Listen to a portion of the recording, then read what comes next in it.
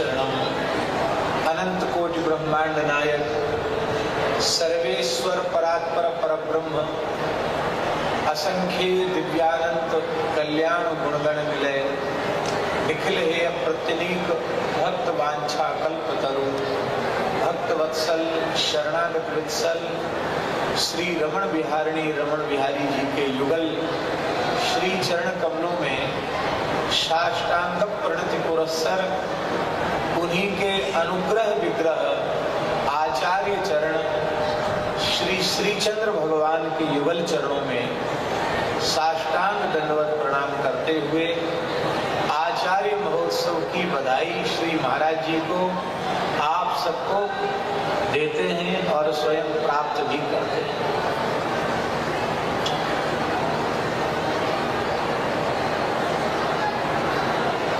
परम पूज्य श्री महाराज जी के श्री चरणों में सादर दंडवत प्रणाम एवं पूज्य श्री कृष्ण कृपाधाम वाले महाराज जी के चरणों में दंडवत प्रणाम। परम श्रद्धे श्री गोस्वामी जी को भी हम प्रणाम करते हैं और इनका तो जो मंगलमय शुभ नाम है, हमने संतों से सुना है कि श्रीवत्स के रूप में भगवान के वक्ष पर श्री जी ही विराजमान है। वो स्वर्ण रोमावली के रूप में उनके हृदय सिंहासन पर साक्षात श्री जी ही विराज रही है। तो श्री जी का उत्कर्ष आप जो अपने मुखारविंद से वर्णन करते हैं वह आपके शुभ नाम के अर्थ के सर्वथा अनुरूप ही और इतना अद्भुत अनुपम आपने प्रवचन किया कि सब मंत्रमुग्ध से रह गए। एक अद्भुत बात कही कि यदि बल्ब श्री कृष्ण हैं तो उनमें जो प्रकाश है वो श्री श्री जी है। विद्युत दिखती नहीं है, दर्शन बल्ब का ही होता है, लेकिन वस्तुतः बिना प्रकाश के अकेला बल्ब कुछ नहीं कर सकता। ठीक इसी प्रकार से आपने कहा कि श्रीमद् भागवत श्री कृष्ण की वाङ्मयी मूर्ति है और अक्षर काला है तो जो पत्रक जिस पर अक्षरों का अंकन किया गया है वह तो गौर है, वह श्री जी के श्रीअंग के वर्ण का है। ऐसे अद्भुत भाव श्री जी के जो श्रीअंग सेवी हैं उनके ही हृदय में अवतरित हो सकता है। हमारे दिल्ली वाले स्वामी जी ने, पूज्य कारश्मी स्वामी ओंकारानंद जी महाराज ने बहुत सुंदर प्रकाश श्री आचार्य चरण के मंगलमय चरित्र पर डाला। आपने कहा जर्मन तक आचार्य चरण गए। एक सिख परंपरा के संत आए थे, उन्होंने हमको श्री गुरु नानक देव जी की साखी एक मोटी पुस्तक है वो दी थी। तो उसको कुछ हमने पढ़ा और कुछ सुना। सुनने का अर्थ है कि जितना पढ़ सके उतना पढ़ा, बाकी कोई कार्य कर रहे हैं तो किन्हीं ने पढ़ के सुना दिया तो उसको सुन लिया। उसमें भी ऐसा वर्णन है कि श्री गुरु नानक देव जी पूरी धरती पर उन्होंने विचरण किया। यूरोप क्षेत्र में कौन सा ऐसा क्षेत्र है जहाँ नहीं गए, जो मक्का मदीना तक गए, कहाँ कहाँ नहीं गए, सर्वत्र उन्होंने अपने दिव्य योग बल से विचरण किया, ऊपर के लोकों में भी विचरण किया। ऐसा उनके चरित्र में है और बड़ा विलक्षण है श्री गुरु नानक देव जी का की साखी। बाला बाले की साखी ऐसा कुछ जो है जी, बाला मर्दाना जी। बक्सर वाले मामा जी कहते थे बाप पर पूत पिता पर घोड़ा अधिक नहीं तो थोड़ा थोड़ा। जब श्री गुरु नानक देव जी पूरी धरती पर विचरण करें तो साक्षात श्री चंद्र भगवान, जो साक्षात भगवान सदाशिव ही योग मार्ग के पुनर्स्थापन के लिए, महान विरक्तों की परंपरा के पुनर्स्थापन और पुनर्जागरण के लिए, ज्ञान भक्ति वैराग्य की प्रतिष्ठा के लिए जिनका मंगलमय अवतरण हुआ, वे यदि अपने योग बल से जर्मन तक चले जाएं तो इसमें कौन सा आश्चर्य। नाभा जी की एक पंक्ति है महाराज जी, कलि विशेष परचौ प्रकट, कलि विशेष परचौ प्रकट, आस्तिक वैके चित धरो, उत्कर्ष सुनत संतन को अचरज को जिन करो।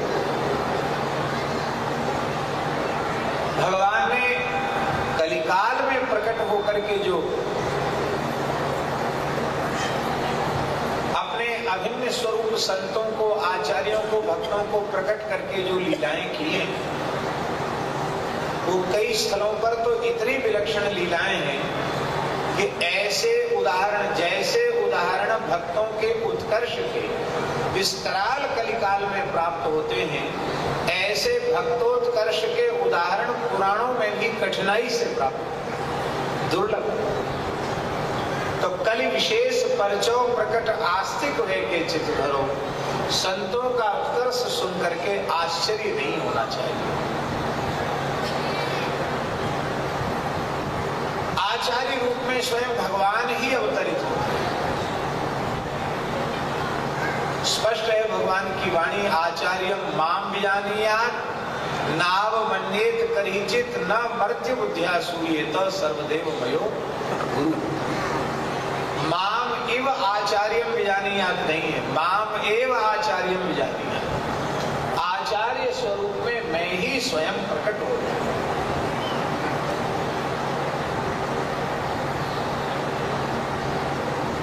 भगवान जब भगवद रूप में प्रकट होते हैं, उसकी अपेक्षा जब वे भागवत रूप में प्रकट होते हैं तो उनका उत्कर्ष और अधिक बढ़ जाता है।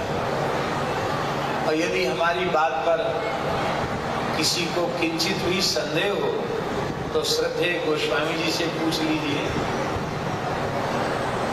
श्री राधा रानी के मादनाख्य महाभाव का आस्वादन करने के लिए, स्वयं आस्वादन करने के लिए और भेद शून्य होकर सबको भगवत प्रेम का दान करने के लिए श्री नित्य गोलोक बिहारी श्री कृष्ण ही श्री चैतन्य स्वरूप में प्रकट हुए। तो जो कार्य चैतन्य स्वरूप में प्रकट होकर के उन्होंने किए, वो अपने मूल स्वरूप में अवतरित होकर भी दुष्टों का संहार तो किया, पर चैतन्य अवतार में दुष्ट का संहार न करके, दुष्टों की दुष्टता का संहार करके उन्हें परम प्रेमी बना दिया, उन्हें अनुरागी बना दिया। तो यह कार्य ऐसा लगता है कि भगवान जब आचार्य रूप में प्रकट होते हैं तो असौ ज्यायान भवति जायमानः, अपने मूल रूप से भी वे ज्यायान हो जाते हैं, श्रेष्ठ हो जाते हैं। भगवान अवतार लेकर धर्म स्थापन करते हैं और वही भगवान जब आचार्य स्वरूप में प्रकट होते हैं तो केवल धर्म की स्थापना नहीं करते, धर्म स्थापन तो करते ही हैं। भगवान आचार्य रूप में अवतरित होकर परम धर्म की स्थापना करते हैं। सवै पुंसाम परो धर्मो यतो भक्ति रधोक्षजे अहैतुक्य प्रतिहत ययात्मा संप्रसिद्धति। तो भगवान अवतार लेकर धर्म स्थापन करते हैं और भगवान आचार्य रूप में अवतरित होकर परम धर्म की स्थापना करते हैं।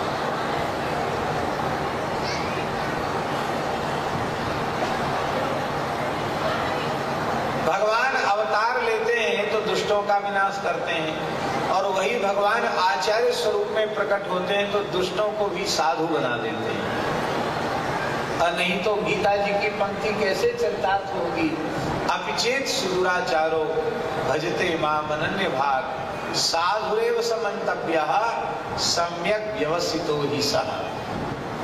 कोई जगाई बधाई के संबंध में स्वप्न में भी कल्पना कर सकता था कि जिनका पूर्व जीवन ऐसा था और श्री गौर हरि की कृपा प्राप्त करने के बाद इनका जीवन इस प्रकार से सर्वथा बदल जाएगा, कोई सोच भी नहीं सकता था स्वप्न में।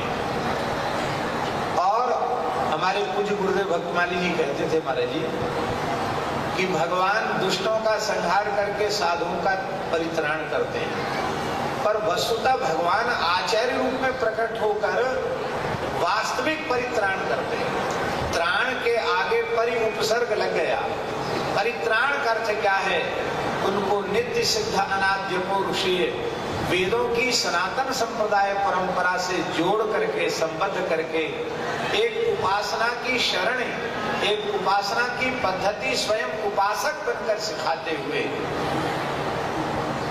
अभी हमने मात्रा शास्त्र में आरंभ में ही सुना, संपूर्ण वैराग्य का और विरक्तों की, यतियों की, अवधूतों की संपूर्ण रहनी के तात्विक स्वरूप का विवेचन, यह वस्तुतः परित्राण है। उनके असत संस्कारों का निरसन करके उनमें ज्ञान वैराग्य भक्ति की प्रतिष्ठा करना, उनमें हमारे यहाँ साधुओं में कहते हैं देशकाली साधु, टकसाली साधु, उनको टकसाली संत के रूप में बनाना, उनके ज्ञान वैराग्य भक्ति की सुरक्षा करना, उनमें स्थापन करना और उनको निरंतर वृद्धि प्रदान करना, यही है वस्तुतः आचार्य स्वरूप के द्वारा किया गया परित्राण।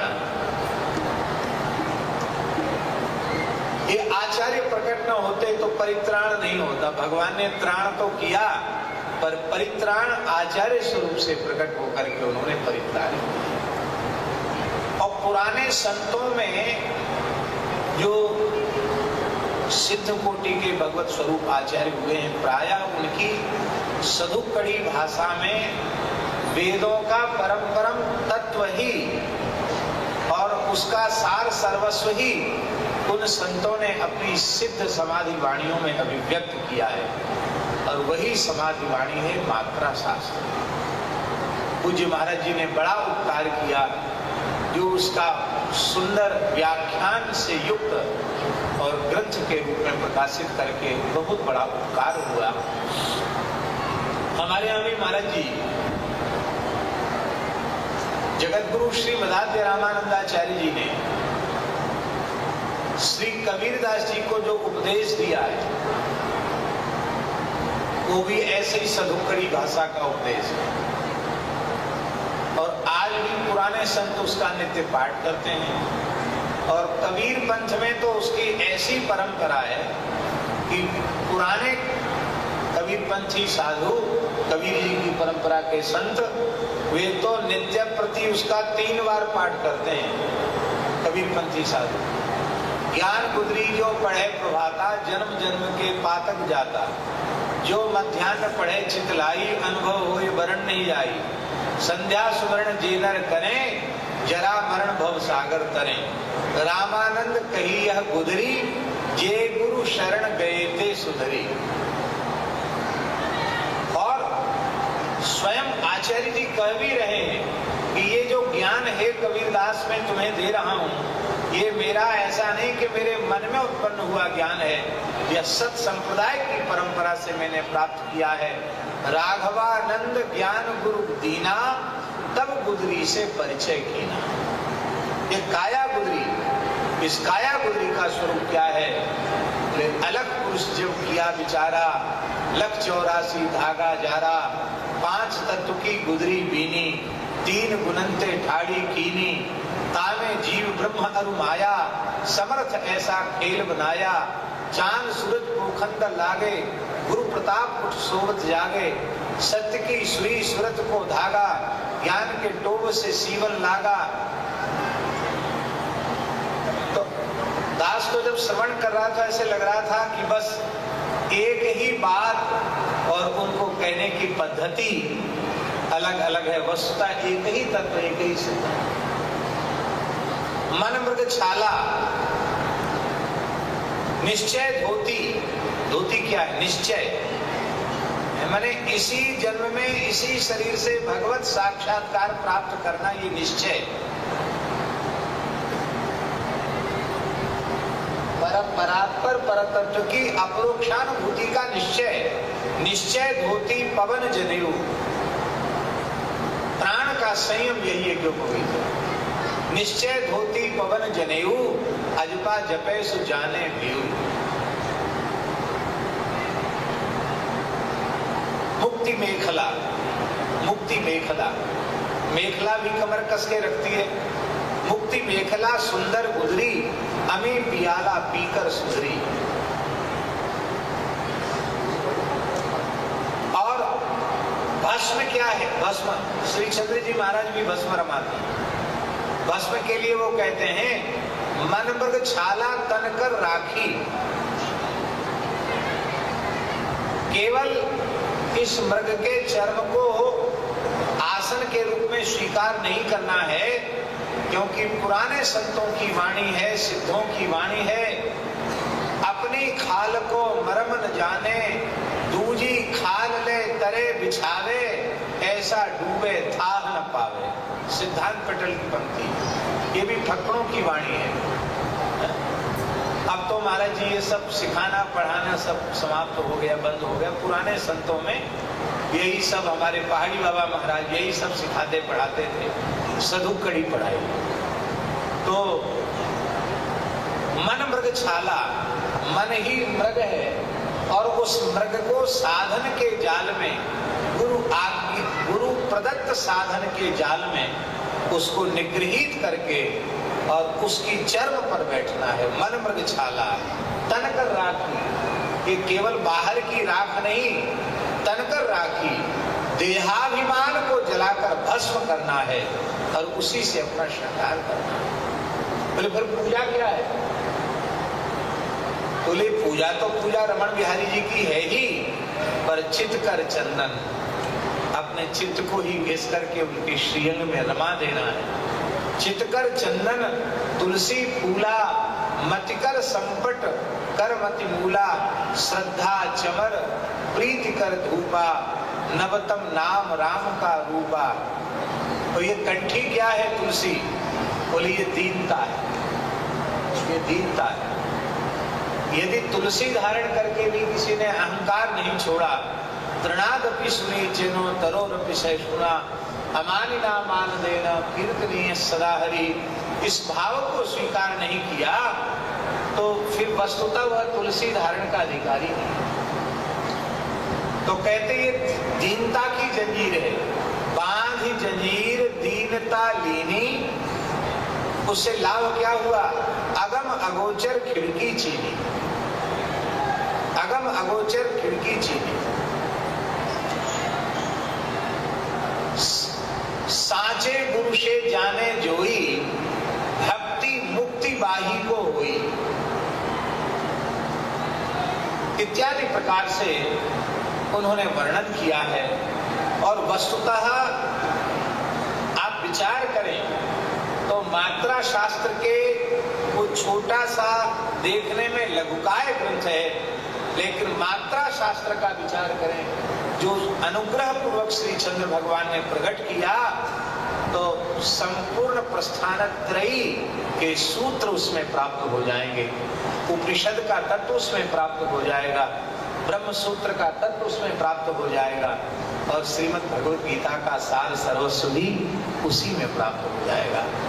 ऐसे मात्रा शास्त्र को और संतों की ऐसी पवित्र वाणी को, न्याय व्याकरण आदि शास्त्र षडंग वेद हमें अवश्य पढ़ना चाहिए, किंतु हमारे पूर्व पुरुषों की जो समाधि सिद्ध वाणी है, उन वाणियों को ही, शायद किसी को हमारी बात अच्छी न लगे, इसके लिए हम क्षमा प्रार्थी हैं, हमारे अपने मन का भाव है।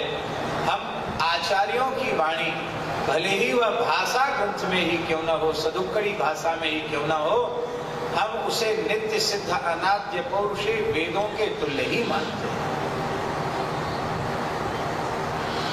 क्योंकि उनके पवित्र अंतःकरण में, जैसे वेद ऋषयो मंत्र दृष्टारः, जैसे मंत्र दृष्टा ऋषियों के पवित्र अंतःकरण में, तपपूत अंतःकरण में वेद अभिव्यक्त होता है, ऐसे ही उन महान आचार्यों के तपपूत अंतःकरण में, समाधि सिद्ध अंतःकरण में यह भगवत वाणी ही प्रकट हुई है, यह वेद वाणी ही भाषा के रूप में प्रकट हुई है। इसलिए संतों की वाणी का भी वेद वाणी से न्यून आदर नहीं करना चाहिए। इन्हीं शब्दों के साथ। और हमें तो इतना बढ़िया लगा कि मूल मात्रा शास्त्र तो नित्य पाठ करने के योग्य है, नित्य पाठ उसका श्रद्धापूर्वक किया जाना चाहिए। इन्हीं शब्दों के साथ श्री आचार्य जयंती के इस महोत्सव में, और कितनी बढ़िया बात, भागवत जी की जयंती आज और परम भागवत श्री चंद्र भगवान जी की जयंती आज। और हमारे यहाँ वृंदावन में महाराज जी एक महापुरुष कह रहे थे कि देखो जितने श्री कृष्ण भाद्र कृष्ण पक्ष में अष्टमी को प्रकट हुए, तो श्री कृष्ण के अष्ट सखा कहो या षोडश कथा सखा सबके सब कृष्ण पक्ष में प्रकट हुए। और राधा रानी भाद्र शुक्ल में प्रकट हुई, तो उनकी अष्ट सखी कहो अथवा षोडश सहचरी कहो, वो सबकी सब भाद्र शुक्ल में ही प्रकट हुई। तो इस भाव से देखें तो श्री प्रिया जी के यहाँ से ही, क्योंकि भाद्र शुक्ल में आचार्य चरण पधार रहे हैं, तो हो सकता है प्रिया जी की कुंज से ही, रमण बिहारिणी जी की कुंज से ही आचार्य चरण पधारे हो, तो इसमें कौन सा आश्चर्य है। इन्हीं शब्दों के साथ हम साष्टांग प्रणाम कर